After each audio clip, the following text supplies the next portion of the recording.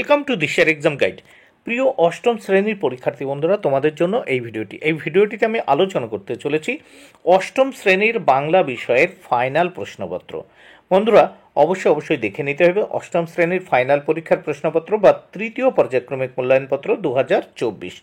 পূর্ণমান 70, সময় 2 ঘন্টা 30 মিনিট। প্রথমে এক দাগে বলেছে ঠিক বিকল্পটি নির্বাচন করো। 9টি প্রশ্নের উত্তর করতে হবে, 9 মার্ক। প্রত্যেকটি প্রশ্নের জন্য 1 মার্ক করে বরাদ্দ। 1-1 মান্দালয় জেল কোথায় অবস্থিত? উত্তর বার্মায়। 1-2 প্রণবেন্দু দাশগুপ্ত তার কবিতায় পাঠক সমাজের কাছে যে আহ্বান করেছেন তা হলো উত্তর ঘুরে দাঁড়ানোর। 3 নম্বর প্রশ্ন, কে শোভাকে সু বলে ডাকত? উত্তর প্রতাপ।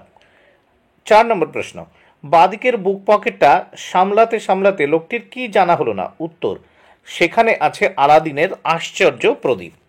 নেক্সট আমরা দেখব 5 দাগে দেখে নেওয়া যাক 1 নম্বর 5 নম্বর প্রশ্ন, নাগার্জুনের অ্যালবামটি তাকে দিয়েছিল বা নাগরাজনের অ্যালবামটি তাকে দিয়েছিল তার কাকা। 6 নম্বর প্রশ্ন, সমাজ শব্দটির অর্থ হলো উত্তর সংক্ষেপ। সমাজ শব্দটির অর্থ হলো সংক্ষেপ। 7 নম্বর প্রশ্ন দেখে নেওয়া যাক।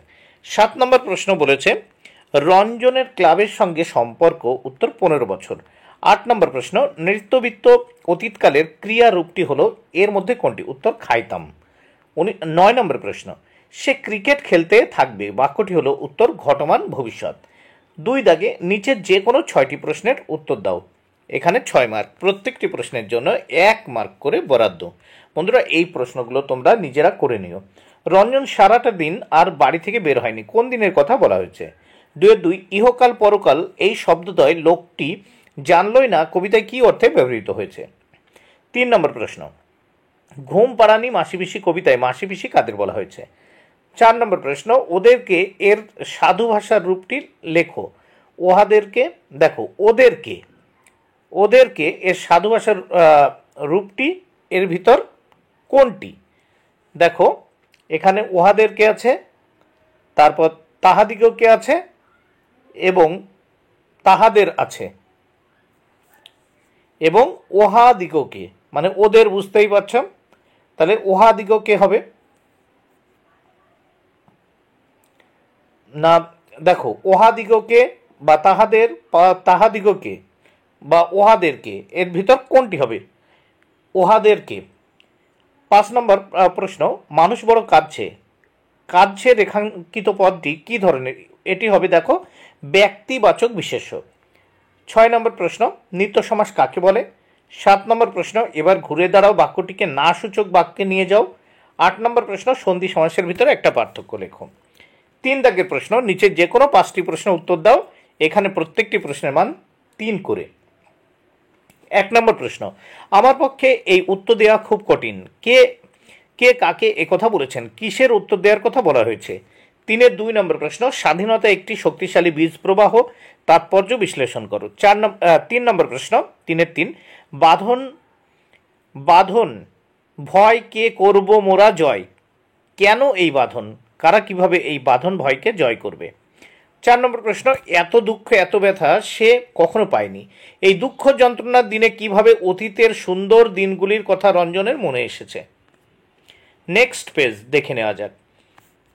3-5 নম্বর প্রশ্ন, রাজাপ্পার চোখ জলে ভরে গেল, এই চোখ জলে ভরে যাওয়ার কারণ কি? 6 নম্বর প্রশ্ন, অপু বসিয়া একখানা খাতায় নাটক লেখে, অপুকে নাটকের বিষয় কি ছিল? 3-7 নম্বর প্রশ্ন, নিশ্চিন্তপুরে অপুর দেখা শেষ চড়কের মেলার পরিচয় দাও। 4 দাগে নিচের যে কোনো 2টি প্রশ্নের উত্তর দাও, এর জন্য রয়েছে 10 মার্ক। প্রত্যেকটি প্রশ্নের জন্য 5 মার্ক করে বরাদ্দ। 4-1 নম্বর প্রশ্ন, বলটা বুলেটের মতন ছুটে গিয়ে ঢুকে গেল গোলে, এরপর সমর্থক আর সহ খেলোয়াড়দের উল্লাসের বিপ্রতীপে রঞ্জনের বিষণ্ণতার কোন রূপ ফুটে উঠেছিল? 4-2 নম্বর প্রশ্ন, সুভার সঙ্গে মনুষ্যতর প্রাণীর বন্ধুত্ব কেমন ছিল তা নিজের ভাষায় লেখো। 3 নম্বর প্রশ্ন, হিন্দু মুসলমান সম্প্রীতির আবহ আদাব গল্পে কিভাবে ফুটে তুলেছেন লেখক তা বিশ্লেষণ করো। 4 নম্বর প্রশ্ন, জেলে বন্দি অবস্থায় সুভাষের মন কিভাবে সমৃদ্ধ হয়েছিল, জেলখানার চিঠি প্রবন্ধ অনুসারে লেখো। 5 দাগে নিম্নের যে কোনো 2টি প্রশ্নের উত্তর দাও। এখানে দেখো 10 মার্ক, প্রত্যেকটি প্রশ্নের জন্য 5 মার্ক করে বরাদ্দ। পাশের এক, শতবর্ষ এগিয়ে আসে শতবর্ষ যায়, এই পংক্তির মধ্য দিয়ে কবি কি বলতে চেয়েছেন তা মাসিবিশি কবিতা অবলম্বনে লেখো। পাশের 2 নম্বর প্রশ্ন, স্বাধীনতা কবিতায় শুভ বুদ্ধি সম্পন্ন মানুষের মুক্তির স্বাধীনতা কিভাবে সম্ভব বলে কবি ব্যাখ্যা করেছেন। পাশের 3 নম্বর প্রশ্ন, লোকটি জানলই না, কবিতায় লোকটির কি জানা হলো না। পাশের 4, মৃত্যুর পরে তো আমার স্বাধীনতার প্রয়োজন হবে না, উক্তিটির তাৎপর্য বিশ্লেষণ করো। 6 দাগে কম বেশি 150টি শব্দের নিচে যে কোনো একটি প্রশ্নের উত্তর দাও, 5 মার্ক। 6 দাগের প্রশ্ন দেখে নেওয়া যাক। 6-1, আধ ঘন্টার মধ্যে পাড়ার লোকে উঠান ভাঙিয়া পড়িল, ঘটনা প্রসঙ্গ উল্লেখ করে এর কারণ ব্যাখ্যা কর। 6-2, দুপুরবেলা খাইবার জন্য অপু গিয়া অজয়কে ডাকিয়া আনিল, কাহিনী অনুসারে অজয়ের পরিচয় দাও। 6-3, সত্যই সে ভুলে নাই, কোন কথা কেন অপু ভুলিনি তা বুঝিয়ে লেখো। 7 দাগে নিচের যে কোনো 5টি প্রশ্নের উত্তর দাও, 5 মার্ক, প্রত্যেকটির জন্য 1 মার্ক করে বরাদ্দ। এখানে দেখে নেওয়া যাক। লজ্জায় তারা বাড়িতে আর কোনো সংবাদ দেয়নি, তারা লজ্জা পেয়েছিল এবং বাড়িতে কোনো সংবাদ দেয়নি, যৌগিক বাক্য হয়ে গেল।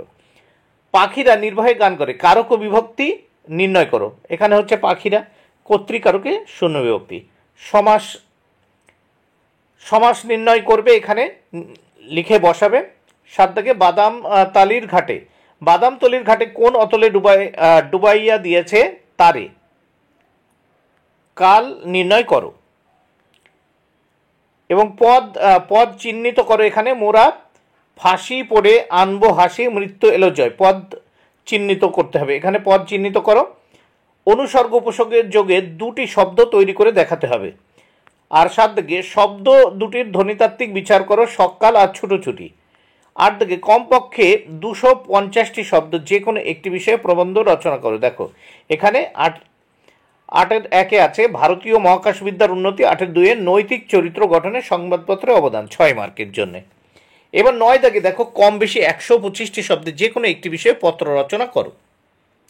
1-এ আছে 9-এর 1-এ, এর জন্য রয়েছে 4 মার্ক। বিদ্যালয়ের সামনে জোরে মাইক বাজানো অমার্জনীয় অপরাধ, এই মর্মে সচেতনতা গড়ে তুলতে সংবাদপত্রের চিঠি লেখো। আর 9-2 আছে জলাভূমি ভরাট করে আবাসন নির্মাণ নয়, পদক্ষেপ গ্রহণে কর্তৃপক্ষের দৃষ্টি আকর্ষণ করে সম্পাদকের কাছে একটি পত্র লেখো।